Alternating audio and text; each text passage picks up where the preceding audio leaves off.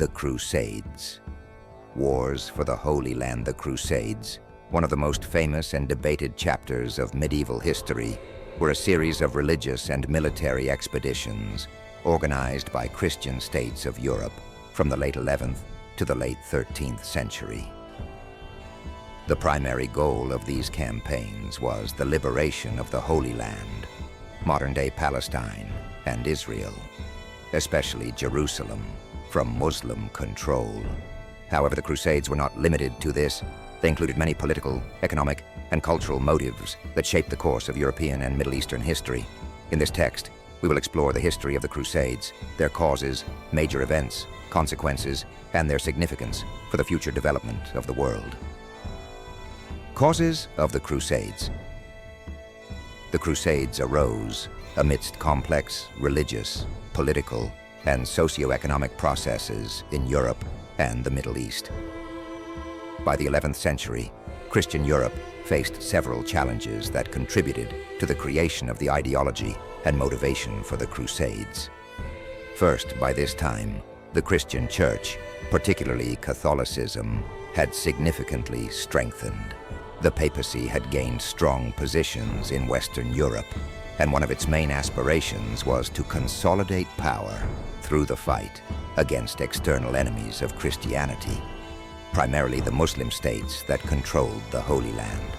Second, economic changes in Europe led to a growing population and the emergence of new social classes, such as the knightly and merchant classes. These new societal layers sought to expand their possessions and resources, which became one of the key motivations for participating in the Crusades.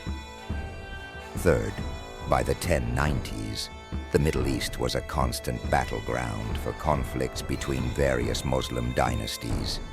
Although Muslims controlled Jerusalem and other holy sites, their unity was weakened by internal strife, making it possible for external forces to intervene. The call for the First Crusade. The Crusades were initiated by Pope Urban II in 1095 at the Council of Clermont, where he called on European rulers and knights to liberate the whole land from Muslim control.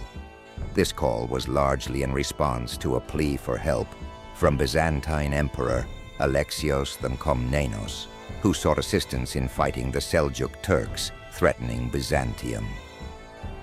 Urban's sermons sparked immense enthusiasm among knights, clergy, and the common people. Participants in the Crusades were promised absolution of sins, spiritual rewards, and the possibility of gaining new lands and wealth. The motivations of the Crusaders were varied. For some, it was a religious mission, while for others, it was an opportunity to gain wealth or military glory. The First Crusade, 1096 to 1099. The First Crusade was the most successful and important of all the Crusades. It began in 1096, when tens of thousands of knights, pilgrims, and peasants set out for the Holy Land. Leading figures of the Crusade, such as Godfrey of Bouillon, Raymond IV of Toulouse, and Bohemond of Taranto, led their armies through the Balkans and Asia Minor, facing numerous hardships, including hunger, disease, and attacks from Muslim armies. The Crusaders' first significant success was the capture of Nicaea in 1097, followed by victory at Dorylaeum. After a difficult march across Asia Minor and the siege of Antioch, the Crusaders finally reached Jerusalem in 1099. Despite tremendous hardships, they managed to take the city by storm in July 1099, marking a decisive moment in the history of the Crusades. In Jerusalem, the Crusaders established the Kingdom of Jerusalem, and Godfrey of Bouillon was proclaimed its ruler. This success inspired generations of Christians, but also set the stage for prolonged struggles to retain control of these lands. The Second Crusade, 1147 to 1149. After the success of the First Crusade, the situation in the Holy Land began to deteriorate for the Crusaders. Muslim states started to organize, and in 1144, Zengi, the ruler of Mosul and Aleppo, captured the county of Edessa, one of the 4 Crusader states. These events prompted the launch of the Second Crusade, proclaimed by Pope Eugene III in 1147. Its leaders included King Louis VII of France and Emperor Conrad III of the Holy Roman Empire. However, the Second Crusade ended in disaster. The Crusaders were defeated on all fronts, both in Asia Minor and in the Levant itself. The failure of the Crusade demonstrated that Muslim forces were now better organized and prepared to resist. The Third Crusade, 1189 to 1192. The Third Crusade was launched in response to the fall of Jerusalem in 1187, which had been captured by the great Muslim general Saladin. News of the loss of Jerusalem shocked all of Europe, leading to the mobilization of some of the most powerful rulers of the time. Richard I, the Lionheart of England, Philip II Augustus of France, and Frederick I Barbarossa of the Holy Roman Empire.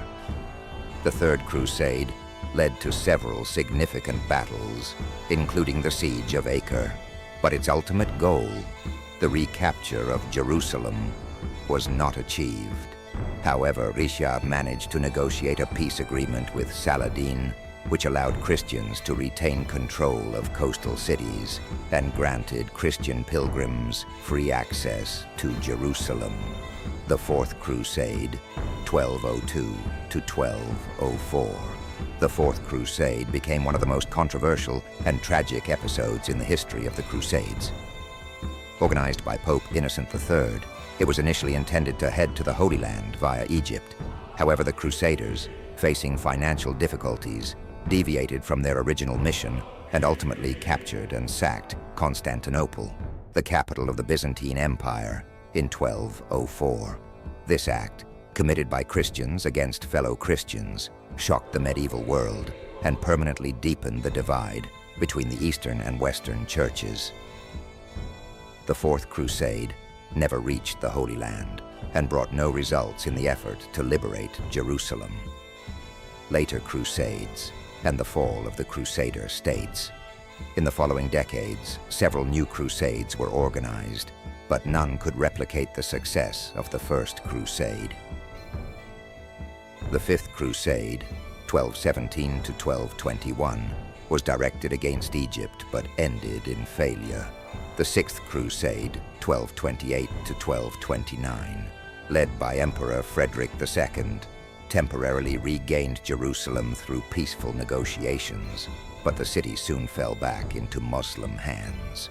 The last significant crusade was the Eighth Crusade, organized by French King Louis IX in 1270.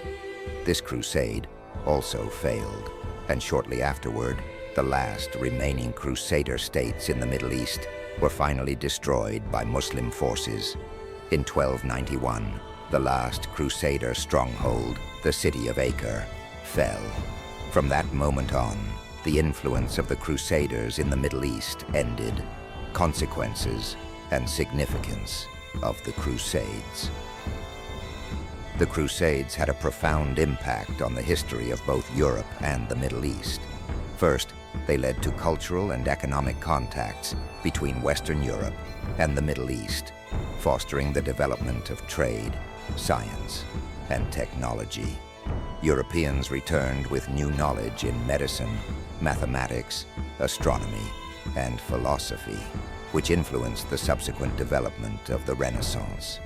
Second, the Crusades strengthened the power of the Catholic Church and its influence on the political and social life of Europe. However, they also led to serious conflicts between different Christian denominations, particularly between Catholics and Orthodox Christians. Third, the Crusades contributed to the development of military tactics and the strengthening of knighthood as a social institution.